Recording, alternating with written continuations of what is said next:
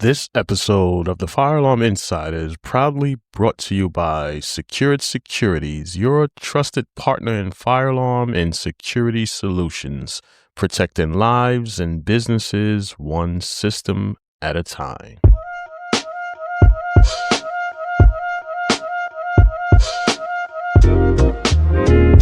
Most people think smoke detectors smell smoke, but they don't.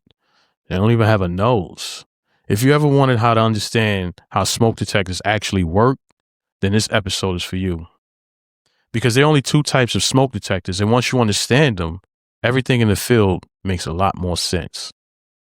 Every smoke detector falls into one of two categories. Either it's going to be an ionization or photoelectric. Here's some simple ways to remember the differences. An ion detects fast flames and fires, while a photo detects slow, smoldering smoke. Different fires behave differently and different detectors respond differently. That's not an opinion, that's just physics and it's real facts.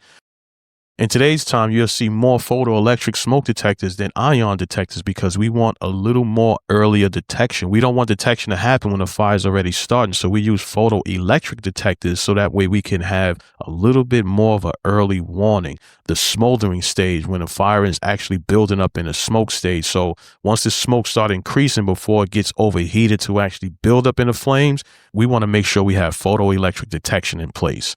So picture this. Inside the detector is a light beam and a sensor. Under normal conditions, a light never hit the sensor. When smoke enters inside of the chamber, it scatters that light. The moment the light hit the sensor, the detector says, hey, there's something wrong. Now I'm going to send this signal over the SLC loop via the fire alarm wires to the CPU of the fire alarm control panel to let them know that I am either in alarm, I am about to be in alarm, or I am in maintenance fault, or I'm in trouble, or some type of whatever the signal is, or whatever the event that the detector will determine about this environment is going to send that information over the wires so that way the CPU can display that. So if it's an alarm, the next step after that will be to activate the output so that way we can indicate there is some type of condition in this particular area. This episode of the Fire Alarm Insider is sponsored by the Fire Alarm Business Blueprint. If you're a seasoned technician looking to start your own fire alarm business, we have a 9-step course for you to take you from starting your business to getting your fire alarm license, marketing, and also getting money into your business. If this sounds like you, the link is in the show notes. Let's get back to the program. So this is why photo detectors are excellent for bedrooms, living spaces, hallways, office spaces, hoistways, elevator lobbies, machine rooms, and places like that. However, on the other side, ionization smoke works completely different. Inside the chambers are tiny electrical charged particles, and as long as the airflow normal, the charged particles stay stable. When combustion particles enter the chamber, they disrupt the electrical balance. The disruptions begin to trigger the alarm, and the ionization is fast, very fast. But in most cases, it's a lot more sensitive to cooking particles, steam, and also aerosol, because as long as those particles inside the chambers can move and disrupt the system on the inside of that smoke chamber, it's going to always think that is an alarm condition. So it's going to send that alarm over the wires to the CPU to display an alarm condition. So ionization is very fast. It's going to go into alarm a lot more frequent and is less used in today's times because like I said, we use photoelectric because we want a little bit more of an earlier detection. And if you want even a super early detection, then you could get into the aspirating device, which Vesda make, so that way you could actually monitor the environment and that smoke detection system will adjust according to the environment to reduce false alarms. But that is a totally different segment, and we could talk about that in another episode. Now, if this is making sense to you and you like Lethal Shooter and you understand it now, I want you to follow the show because this podcast exists to break the fire alarm fundamentals down in a way that you can actually use it, in a practical way that you can actually use and understand it. And if you're a technician that's still guessing on the type of detectors, share this with them so they can understand the different types of smoke detection and clear that confusion up.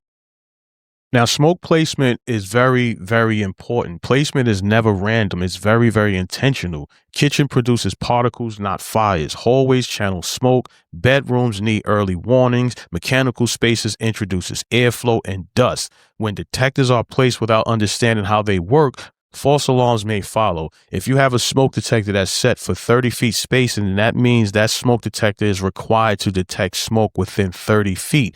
Now, you cannot put a smoke detector too close to the corners of the wall. If you think of it like this, when the smoke is filling up, let's say a small room, in the corner pockets of the room, the smoke is not going to be in that area. So you will have to put the smoke detector minimum 4 inches away from that wall pocket, so that way it can still be able to sense smoke. Now, if you have smokes going down a corridor, there is a 0.7 rule. So the first smoke detector will be half the distance of the actual smoke detector spacing. So if it's 30 feet spacing, that first and last smoke detector will equal to 15 feet, and every smoke in between should be 30 feet in between, or 30 feet spacing.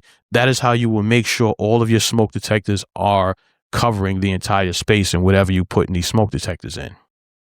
In the real world, whether it be residential or even a commercial environment, more often than not, you will be installing photo detectors. In most living spaces, especially in warehouses, in today's times, it's always going to be a photo, or if you want advanced smoke detection, you will use the aspirating smoke detection system.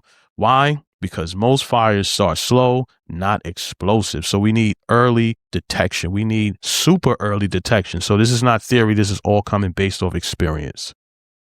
So the more you understand how smoke detectors work, how the fire alarm system work, how all these different input and output devices work together, the better you can actually install the system, save the building that is actually being installed in, get the fire department there in the time they need to get there to reduce or mitigate any damages to the building and get people out safely. So this episode of the Fire Alarm Insight is brought to you by Securit Security. Securit Securities presents you the perfect fire alarm install, from inception all the way down to installation to the one-time pass inspection with the fire department. If you're looking for the perfect install, click the link in the show notes to talk more. So I want you to follow for more fire alarm fundamentals that is explained in a very simple way. So share this with a technician who's looking to make more money in the business. So I want you to speak knowledge with confidence and understand where clarity lives, confidence goes. And a word with no voice is not a word at all. All right. Fire alarm expert out. I'll catch you in the next episode. Peace.